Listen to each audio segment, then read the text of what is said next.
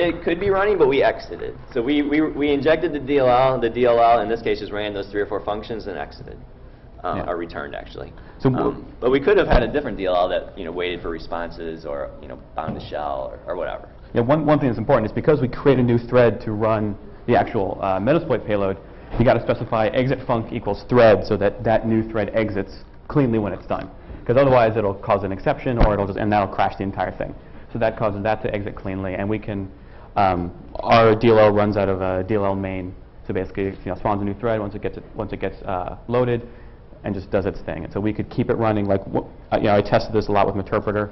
So you could keep Meterpreter running and then use that to load a Second Life specific attack, and basically build a remote control interface for the Second Life client, and just stay in there doing whatever you want. While you're pillaging their machine, you just do other things. You can do whatever you want. Any more questions?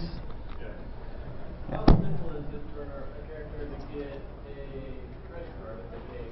The computer will sell real money if you just keep on creating your avatars and giving your real character money from the avatar you just created. That avatar doesn't beg to throw that avatar away, and you have an avatar with it. The question was, how simple is it to give avatars credit card numbers? And I think you're kind of getting at kind of money laundering in Second Life. Every avatar has to be, like, if you can receive Linden dollars without having a credit card on file, but obviously to cash out, it needs to be tied to a real world identity. And to buy Lindens, you have to use a credit card, which also links you to a real world identity. And they also say that they keep track of every financial transaction in Second Life, and that was what they said when we reported this exploit, was to make people happy. Like, yeah, you might get exploited, but we keep track of that, and we'll give you your money back.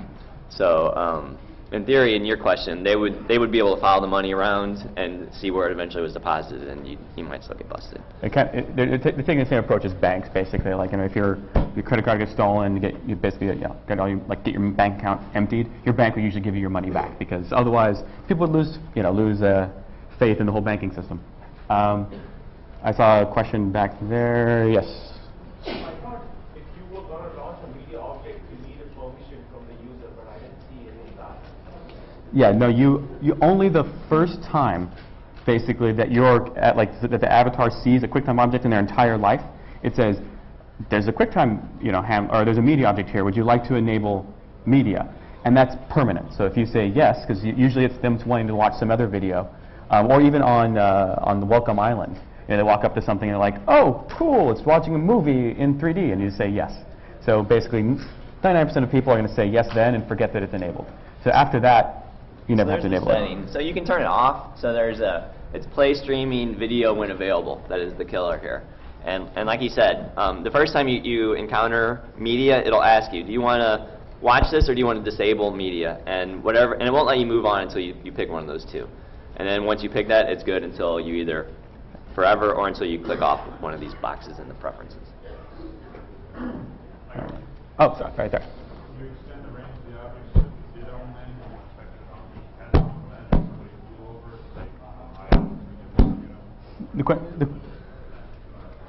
The question is, can we extend the range of the object? So if we own more land, people could get owned if they flew over it, or just so as best we can tell, the range of an object is 200 feet, and that's kind of what the game uses. So but you could put multiple objects on a big piece of land. Yes, sure. And then you could make like a little grid. A minefield, essentially. Yeah, minefield. Such that you can transverse it without getting near enough to one of the objects. And you can make them float and stuff too. So you can even make it like a 3D sort of minefield. Yeah, and the Sorry. Yeah, I was just going to ask if you embed any of the videos in the actual itself. No. So this is sort of interesting. Hopefully it won't own me again. Here, let me turn it off. Turn the exploit off. Yeah. So you can there's two different kind of there's in the objects. So you can go up and this is an object I created and I can like wear it. So attached to my hand. so I can carry it around. But the problem, so this would have been like awesome if I could just walk around and exploit people. The problem is as soon as you leave your land, it loses the association with the media. So it's no longer dangerous. Yeah. And so you can make clothes that had the exploit as well. Like this is kind of like clothes, right? But the problem is it's only dangerous when you're on, see now it's alive again. So it's only dangerous when you're on land that you own. But if the bug was different, if it wasn't multimedia bug, it was like more of a rendering bug, then yeah, you could make clothes that. If you can you can upload a texture, like uploading a texture for the Shmoocon shorts. Right. We're taking pre-orders for those. $10 each. $5 Linden a pair of shorts. And actually, her shirt is a Shmoocon shirt, but you never get to actually see Isn't her. there's a key you can press to like do a fly around? Yeah, I don't know. Who knows? We don't know. We don't really know Second Life. Does anyone know how you can do the Oh, here we view? go. Camera controls. I bet I can do it with this. Oh. You have to like actually know what you're doing. Oh, almost.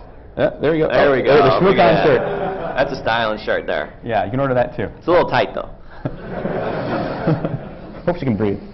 What was I going to say? I totally forgot.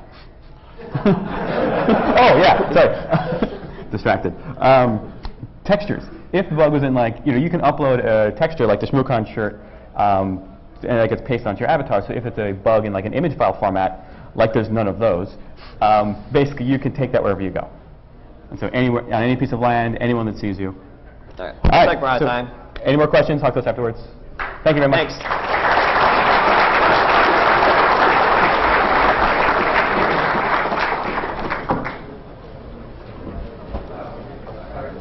Very nice. Good job. Thank you. Thanks. Entertaining at least. Yeah, no, the demo worked. Yeah, that's good. Hey, how you doing? Their avatar. Yeah. They only can spread the objects on other people. Absolutely. Yes. Create a box. Yeah, you can Yeah, make yeah, it sort of a yeah. worm that way. Is you can make it to where next time they're on their land, They they drop an object and they send you one again. right, and then it also makes the next person pick up an object and things. Yeah, Oh, hey, right. that's the closest you can do to like sort of a wormable thing with this.